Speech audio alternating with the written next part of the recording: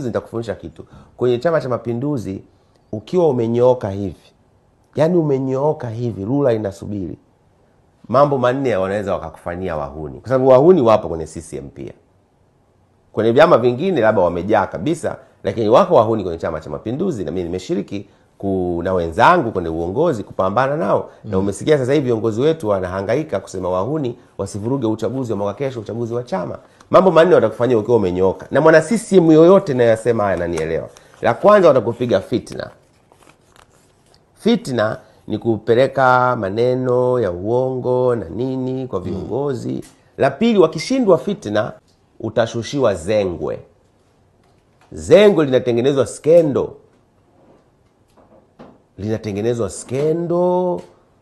Linatengenezwa skendo lisilokuwa na kichwa wala miguu, skendo.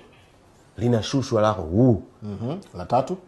La tatu utalogwa, unakufa, unapigwa stroke hivi hivi. Kuna uchawi ndani ya sisi. Umeelewa? Sio kwenye siasa watu wanaloga, na ndio maana tuko baadhi yetu ambao tunaamini ili kutoboa ni lazima mtumaini Mungu wetu wa mbinguni.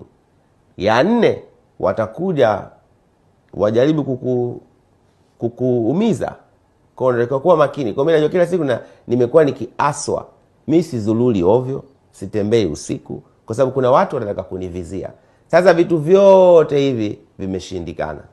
Kwa watu wanatapatapa tu hivyo, wanatapatapa hivi. But mimi niko vizuri. Asikwambie mtu. Upo vizuri kwenye kujikinga, au sio? Kwenye kila kitu. Yaani kwamba mpaka wameshindwa vitu vyote, mpaka mimi namaliza uongozi wa Chama cha Mapinduzi. Hata moja hapa hakuna. Hata kurogwa. Wewe huwezi kuniloga, unaanzaje kwa mfano? Muende kwa mganga, mtafute mganga. Naenda kwa ibilisi mwenyewe, basi ndio tushughulike na polisi. Mwacheni huyo, mwacheni. Mganga anasema hivyo. Sio mganga, ibilisi mwenyewe. Anasema tunataka tushughulike na polisi. Mwacheni huyo, mwacheni. Wewe huyo anaitwa Mungu wa mbinguni asiyeshindwa, ni hatari faya.